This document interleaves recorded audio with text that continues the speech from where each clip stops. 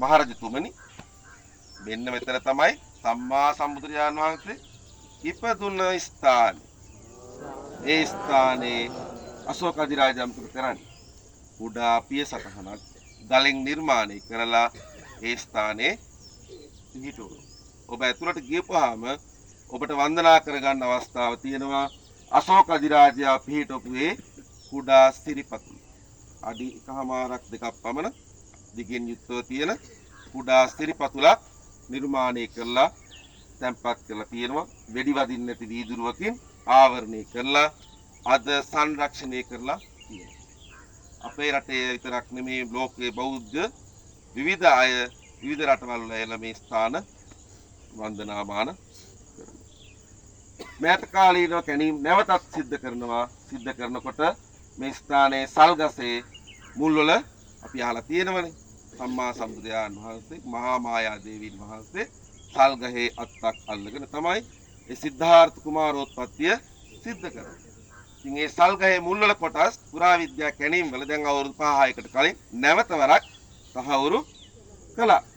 ඉතින් ඒ වගේ නැවත තහවුරු කරු පුරාවිද්‍යාවෙන් 100%ක් හරියටම කන්ෆර්ම් කරපු ස්ථාන හරියටම තහවුරු කරපු ස්ථානයක් තමයි මේ ලුම්බිනි සල්වියන කියන්නේ. ලුම්බිනියේ බුදුරජාණන් වහන්සේ ඉපදුණු ස්ථානය.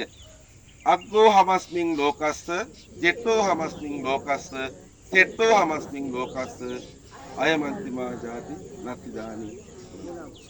මම ලෝකයට අග්‍ර වෙමි, මම ලෝකයට ශ්‍රේෂ්ඨ වෙමි, මම ලෝකයට ජේෂ්ඨ වෙමි. මේ මාගේ අවසාන ආත්මය. එදා සිංහනාදයක් කළාද ලෝකයට යම් ප්‍රකාශයක් කළාද ඒ කියපු වචනේ ඒ ආකාරයෙන්ම ඉෂ්ට කරපු එකම කෙනා තමයි සිද්ධාර්ථ බෝසතාණන් වහන්සේ. එදා සත්‍යුම් මත උන්වහන්සේ වැඩම කරමින් ඒ දැවැන්ත ප්‍රකාශය සිද්ධ කළා. අපේ වෙනුවෙන් මේ ලෝක සත්‍යය වෙනුවෙන් උන්වහන්සේ ශ්‍රේෂ්ඨ වෙමින් සත්‍ය අවබෝධ කරමින් සියලු සත්‍ය සුවපත් කිරීම පිණිස උන්වහන්සේ සත්‍ය අවබෝධ කරගනිමින් ලෝක සත්‍යයට ශ්‍රී සද්ධර්මය දේශනා කරනු ලැබුණා. එදා මහා මායා දේවිය කපිලවස්තු පුරයේ සිට සුද්ධෝදන මහරජතුමා නේද? කපිලවස්තු පුරයේ ඉඳලා යනවා දෙව්දා නුවර බලන්න. එදා තිබුණා සම්ප්‍රදායක් දරු ප්‍රසූතිය කරන්න, දරුවන් බිහි කරන්න තමන්ගේ ගම රට බලා යන සංස්කෘතියක් තිබුණා. අදත් අපේ ලංකාව වගේ රටවල් වලත් ඒ තත්ත්වය තාමත් තියෙනවා.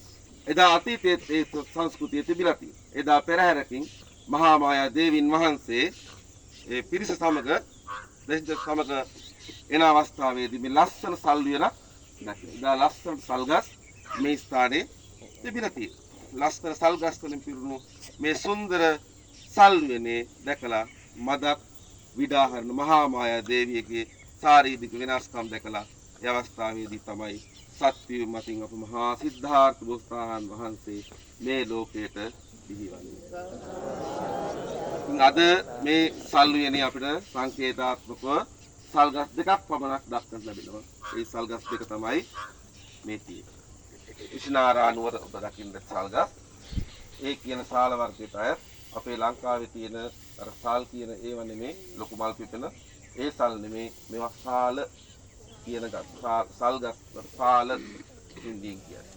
එවැනි ගස් දෙකක් මේ භූමියේ පිහිටලා තියෙනවා. ඉතින් ඔය කියන ඓතිහාසික සිදුවීම් සිද්ධ වුණේ මේ ස්ථානයේ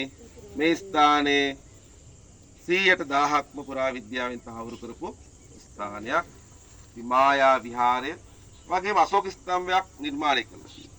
අශෝක අධිරාජ්‍ය මේ අශෝක ස්තම්භය නිර්මාණය කළ ශ්‍රී බුද්ධ භගවන්තා ජන්ම භූමි කියලා අශෝක අධිරාජයා මේ අශෝක ස්තම්භයේ තියෙන එහා පැත්තේ ඔබ වන්දනා කරලා එළියට ඇවිල්ලා අශෝක ස්තම්භය උඩට බලන්න පුළුවන්. ඒ ස්ථානයේ තියෙන සිද්ධාර්ථ කුමාරෝත්පත්තියෙන් පස්සේ මහා මායා දේවිය පෑන් පහසුරු පොකුණ ඊට එහා පැත්ත පෑන් පහසුරු පොකුණ තියෙන කවදාවත් ජලය නිදෙන්නේ නැහැ ඒ පොකුණේ.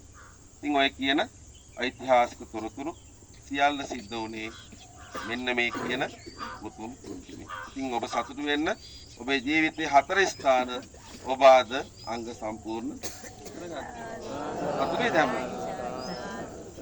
සාදුකාරයක් දෙන්න නැවත. නම් ඇතුළට ගිහිල්ලා නිහඬව අනන්ත